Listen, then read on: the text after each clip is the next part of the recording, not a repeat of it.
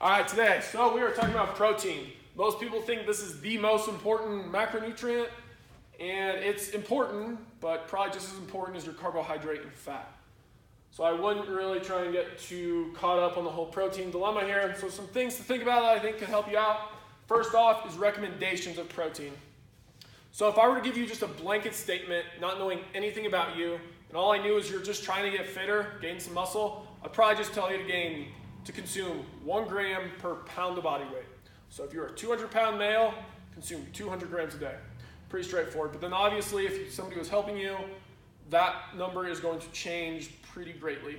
The number I usually work with is 0.7 to 1.2 grams per pound of body weight. So pretty large fluctuation there.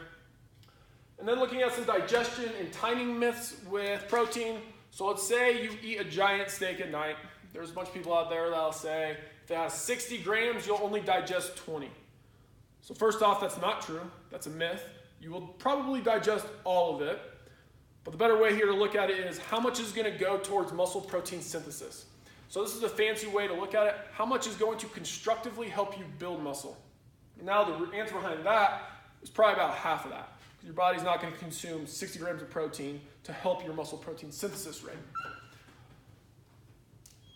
So my tip to you is the best way I like to do it is I like to eat about 4 meals a day, pretty large in protein. So about 40 to 50 grams of protein at each meal. I like to spread it out, so then what that does is keeps my muscle protein synthesis rate as high as it possibly can be because I'm constantly getting protein throughout the day.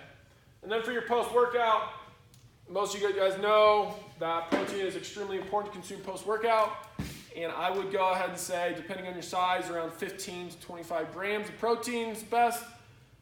And that protein needs to be the highest biological value or the fastest absorbing protein. And the most commonly one used is whey, and that's a great one to use. So then some sources here of protein that I find best. So first one is meat. So meat is first, mainly because this is the highest quality protein source. This is factual because it contains all the essential amino acids. All the other ones contain some amino acids, but they don't contain all of them.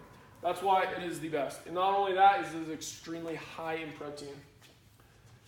And then looking down here, greens, just any vegetable that's primarily green, has some protein in it. But the main thing I like to think about is I have some vegans and vegetarians tell me, that are athletes, oh, vegetables are crazy high in protein. They're not crazy high in protein. There's some protein in them, but like I said up here, if you're trying to hit a gram per pound of body weight and you're eating all vegetables, you're going to end up eating 6 plates of broccoli in a day. If you want to do that, that's okay, but you're just going to have to work pretty darn hard to get all that protein from vegetables. So that's why I think these 4 up here are staples in my diet to really try and hit a good protein number every single day. So just some things to think about. Let me know if you have any questions. Make sure you subscribe below.